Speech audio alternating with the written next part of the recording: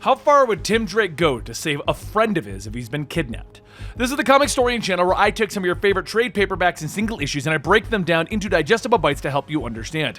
Then I read them dramatically back to you. All alterations to the panels, text, and images are to prevent copyright problems, and all art is owned by its respective companies. Now, this is a story that was contained in Batman Urban Legends issues 4, 5, and 6. That is a series of anthology storylines featuring all of the Bat family and things that they're doing. But it's in the title, and this story is also what made headlines recently. This is the story where Tim Drake comes out as being bi.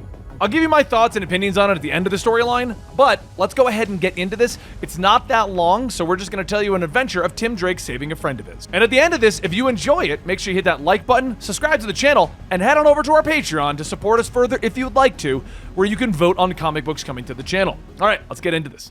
Tim watches over Gotham as a series of kidnappings have been plaguing it. There hasn't been anyone claiming ransom, no contacts, no nothing. They're just disappearing. No rhyme or reason to them, different kids, different ages, different backgrounds. The only thing that unites them is their age, and they're still trying to figure all this out. As Tim looks at the two men walking down the alleyway, he jumps down, startling them, telling them that he didn't mean to scare them. He just needs some information. The men begin to scream, running in the opposite direction, and Tim just sighs, taking out a smoke bomb, throwing it at them. The two fall over coughing, and Tim tells them, "Look, I know your friend Claire is missing. She's not the only one. 12 others have gone missing too. All I want to know is if there's anything strange going on, something someone said to her." One of the men says, "Yeah, she was into something weird, but didn't say much about it. She texted back stating that she was waiting for the Chaos Monster."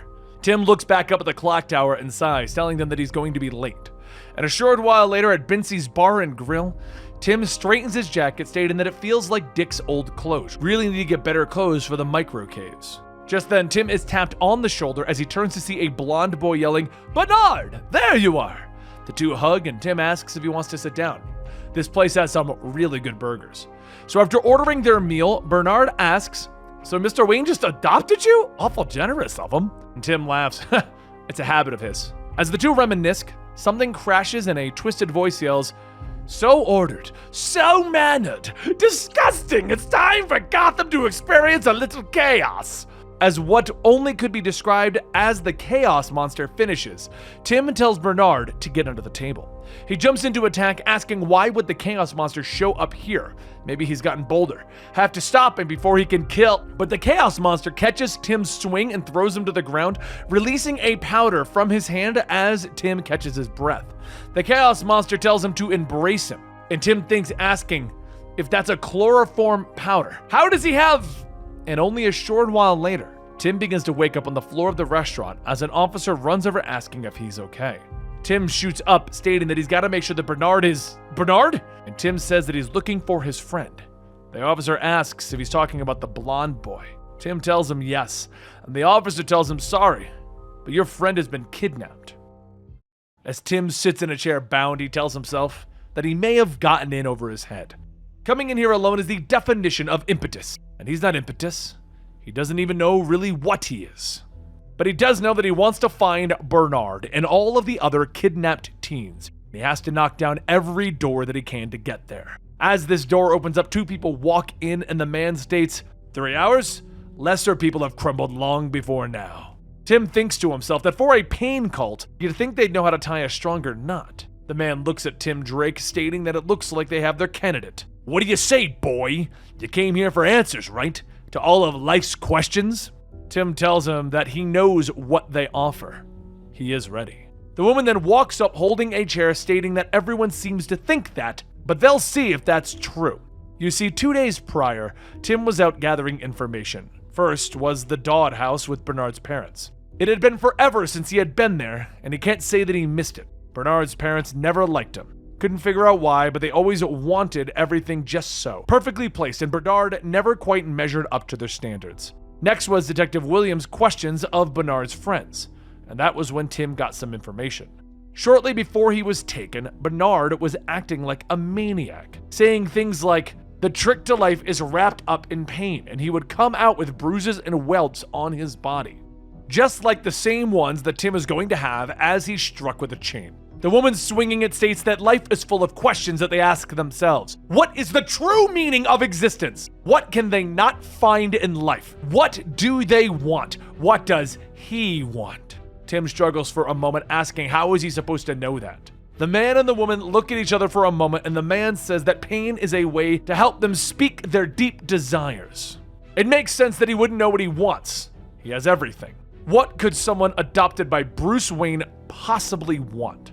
Tim asks, wait, you know who I am? The woman stretches out the chain, stating, that's what makes you a viable candidate. Bright young man filled with potential and racked with ennui, like so many of your peers. But there's one last part to this interview process. Normally, we don't tell our candidates when it'll occur, but as it happens, we're unfortunately strapped for time, so head to the roof. Tim does just that, looking out over the ledge like he often does. Came here to help these kids, to find them, to find Bernard. But why? Why does he leap in to help without asking for help from others? The thing is, what scares Tim Drake most? He'll always be Robin.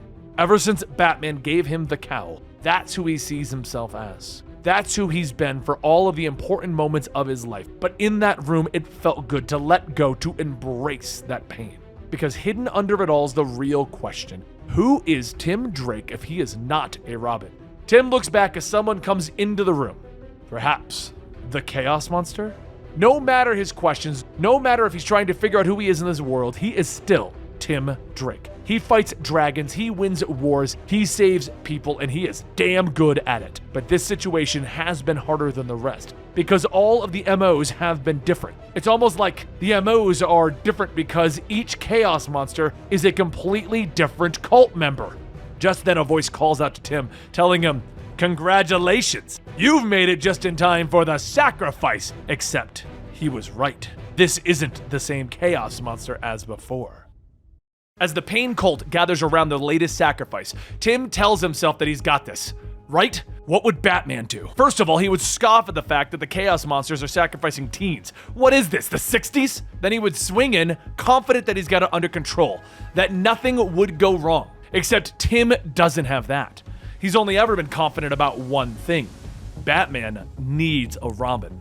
As the Chaos Monster lifts his blade above Bernard, a batarang shoots by, knocking the knife out of his hand, and he asks, how? Tim laughs. Haha, you like chaos so much? Have some chaos then. As the smoke pellets burst, Tim jumps over Bernard, cutting his bindings, telling him, we need to get you off this altar and somewhere safe. Tim grabs Bernard's hand to help him up, but he could feel how warm it was. Did he have a fever? Bernard stares, telling him that he can't believe it's him. He was obsessed with him, but he seems different, like he's trying to be Batman. Tim scoffs. Haha, great, even you're a critic. That said, you gotta leave. Bernard asks, is that what he thinks? Hey, I've been training. You don't have to fight this on your own. As Tim looks back, Bernard kicks one of the cultists in the face, so Tim follows suit. But as he kicks his opponent, he says, Batman, me, we're all alone. That's what it means to be a hero, right? Bernard needs to get out of here. That's the next thing that Batman would do, but I like having him here, it's nice. Even though we're outnumbered, I feel calm. It's been a long time since I've been able to say that. As the cultists inch in closer, Bernard looks back asking, Robin, I have a favor to ask. Can you please find Tim Drake? He helped me realize my true self, who I am. Well, you probably already know. He's the smartest guy that I've ever met. But to tell him, I wish we could have finished our date. Tim smiles, but he doesn't respond. It was as if he had one of those light bulb moments, like something out of the ether that has been taunting him, teasing him. Like, you know, you're supposed to be on the same page with your brain, but not everything made sense. People keep asking him what he wants. Oracle, Dick, Steph, even Connor, but he couldn't grasp it. Whatever it was, it always felt out of reach until now, in this moment. The two of them, he and Bernard, taking out the cultists, where does that leave him? Bernard looks around, realizing that all of the cultists have been defeated. And Tim tells him, yeah, we did it. Soon after the police arrive, the cultists are rounded up. This part feels very familiar. The cleanup. Getting statements and figuring out what happened. What happened, Robin? Could you tell us what went down? Anything that we need to know? Even if they did ask him, he doesn't think he'd have words for it. It's like something changed in the program. He didn't even know that he was running. The next morning, Tim takes a deep breath as he walks up the stairs to a house, ringing the doorbell, telling himself that he's got this. Bernard opens the door, asking if it's him. Hi! I'm so glad. I was meaning to... I I wanted to say, Tim tells him, wait a second. I have something to say first. It's a relief that you got home okay. I've been doing a lot of thinking, though, about that night, and I don't know what all of this means. Not yet, at least, but I'd like to figure it out. Bernard smiles, stating that he's hoping that they could. Together. So, Tim Drake, do you want to go on a date with me? Tim thinks about it for a moment, and then he responds, yeah, I think I'd like that. And there you have it, the comic that has made headlines recently. Now, of course, people have been asking me what are my opinions on this situation. Honestly, I don't think it matters either way. Tim Drake as a character hasn't actually been that important since the New 52, and even then wasn't that important. He hasn't truly been with Stephanie in a while. In the New 52, he was running a team, but he didn't really have his own book, and before then, he just kind of disappeared off the face of the earth. He always seems to be the Robin that is forgotten. Everyone likes to talk about how Dick Grayson is Nightwing, and he's the one with hope, and Red Hood's the cool badass with all the guns, and Damian's Batman's son, so he always has to be involved in things, but Tim gets forgotten. For me, situations like this, like deciding that Tim Drake is now bi, or adding in lesbian relationships with Harley Quinn, things like that never have truly mattered to me, because they've never truly mattered to the story overall. I always found it interesting when they decided to take Harley Quinn and make her relationship with Poison Ivy a part of the story. And that's what I'm hoping they would actually do with Tim. Because as someone said in our chats on one of our podcasts one time, and I think it's the best way to word something like this, representation matters to some of the readers, but it never seems to matter to the story. So it's going to be interesting to see if they take this and they actually use it as a story beat, or if Bernard's just the guy that Tim goes back to in the first page and the last page of his comics. Heck, maybe we'll even finally get Tim Drake comics out of this. I don't know. But at the end of the day, this made some people really happy, and for the rest of us who just read for the story, it doesn't change the story, so it doesn't matter. Anyway, that's my opinions on this whole thing. As everyone knows, I'm a big fan of the Bat family in general.